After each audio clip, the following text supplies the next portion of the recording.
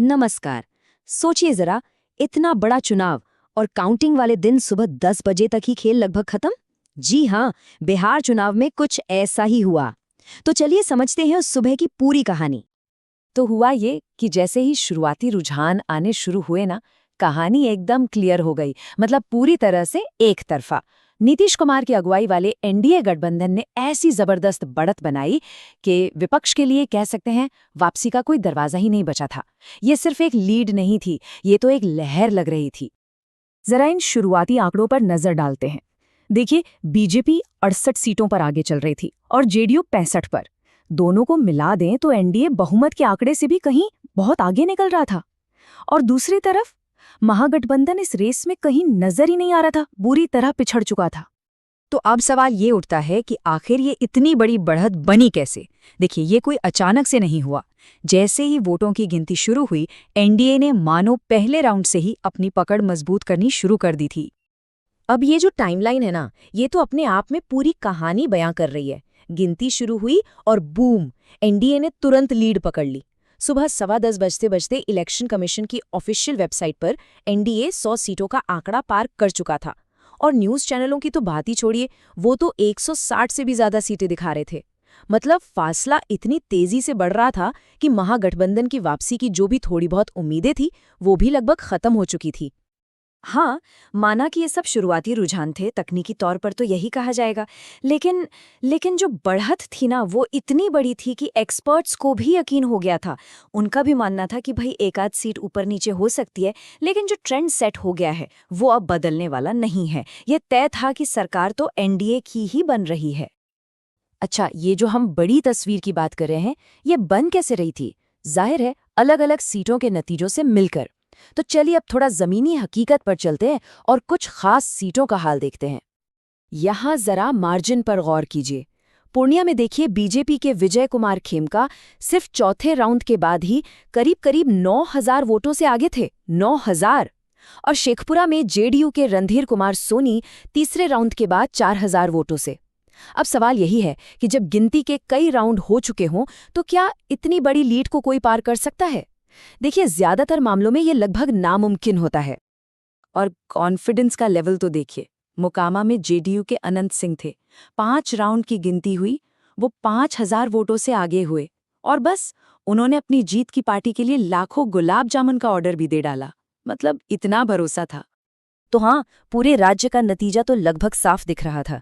लेकिन इसका मतलब ये नहीं कि हर जगह मुकाबला ठंडा था। नहीं, स्थानीय लेवल पर कुछ बड़ी दिलचस्प लड़ाइयां भी चल रही थीं। जैसे रामगढ़ में देखिए, बीएसपी जो है वो बीजेपी पर भारी पड़ रही थी। वहीं बलरामपुर में एएमआईएम और एलजेपी के बीच सिर्फ 900 वोटों का फासला था। एकदम कांटे की टक्कर। यही तो बात है, हर सीट की अपनी एक अलग ही कहानी चल रही होती है। अच्छा, अब आते हैं एक बहुत ही दिलचस्प चीज पर। एक ऐसी चीज जो चुनाव नतीजों की भविष्यवाणी करने में मदद करती है। हम बात कर रहे हैं बेल वेदर सीटों की। ये वो सीटें होती हैं जिन्हें आप पूरे राज्य के सियासी मूड का बैरोमीटर या आईना कह सकते हैं। तो सवाल है, ये बेलवेदर सीट होती क्या है? बिल्कुल आसान भाषा में समझते हैं। ये वो सीट है जिसका इतिहास ये बताता है कि यहाँ जो भी पार्टी जीतती है ना, पूरे राज्य में सरकार भी उसी की बनती है। और इसीलिए जितने भी पॉलिटिकल एक्सपर्ट्स होते हैं, उनकी नजरें इन सीटों पर गड़ी रहती हैं। तो फिर बिहार की जो दो सबसे मशहूर बेलवेदर सीटें हैं, सहरसा और केवटी, वहां क्या चल रहा था? बिल्कुल वही जो पूरे राज्य में हो रहा था। दोनों ही जगहों पर एनडीए के कैंडिडेट लीड कर रहे थे। केवटी में तो बीजेपी के मुरारी मोहन झा करीब करीब 6,000 वोटों की आरामदायक बढ़त बनाए हुए थे। मतलब एक और पक्का इशारा कि हवा का रुख किस तरफ है। और देखिए, राजनीति में ना एक तरह का अलिखित नियम माना जाता है। कहते हैं कि अगर इन बेलवेदर सीटों पर रिजल्ट नहीं पलटा, तो फिर पूरे राज्य का रिजल्ट भी नहीं पलटेगा। तो यहाँ एनडीए की जो बढ़त थी, उसे उनकी जीत पर एक तरह से आखिरी मोहर माना जा रहा था। चलिए अब थोड़ा एंगल बदलते हैं और बात करते हैं खुद इलेक्शन कवरेज की। मतलब जब मुकाबला इतना एक तरफा हो, तो माहौल कैसा होता है? टीवी पर जो एक्सपर्ट्स बैठे थे, उन्होंने एक बड़ी मजेदार बात नोटिस की। उन्होंने कहा कि कमेंट्री में कोई जोश ही नहीं है, क्योंकि कोई मुकाबला ही नहीं है।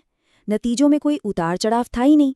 वो जो काउंटिंग वाले दिन का एक रोमांच होता है, एक टेंशन होती है, वो सब गायब था। ऐसा लग रहा था मानो मैच शुरू होने से पहले ही सबको विनर पता हो। सोचिए, किसी भी रोमांचक चुनावी गिनती के लिए क्या चाहिए होता है। पहली चीज, पार्टियों के बीच कांटे की टक्कर। दूसरी, लीड का बार बार बदलना, कभी ये आगे कभी वो। और तीसरी, आखिरी राउंड तक बना रहने वाला सस्पेंस। बिहार के इस चुनाव में ये तीनों ही चीजें गायब थीं। कौन जीत रहा है ये पहले कुछ घंटों में ही शीशे की तरह साफ हो गया था। लेकिन इस पूरी कहानी में, इस पूरे एनालिसिस में एक बहुत बड़ा फैक्टर था। एक ऐसा फैक्टर जिसे उस दिन ज्यादातर पॉलिटिकल एक्सपर्ट्स ने या तो देखा नहीं या पूरी तरह से नजरअंदाज कर दिया। और वो फैक्टर था ये नंबर। चुनाव से ठीक पहले बिहार की महिलाओं के बैंक खातों में सीधे पैसे ट्रांसफर किए गए थे। और रकम कितनी थी? 12 से 15,000 करोड़ रुपए। जी हाँ, 1000 करोड़। ये कोई छोटी मोटी रकम नहीं है, ये एक चौंका देने वाला आंकड़ा है।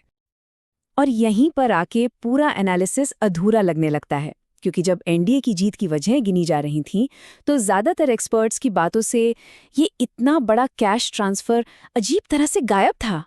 सब जानते हैं कि इस तरह के डायरेक्ट बेनिफिट ट्रांसफर का चुनाव पर बहुत बड़ा, बहुत गहरा असर हो सकता है, लेकिन फिर भी ये उस दिन की बहस का सेंट्रल पॉइंट नहीं था।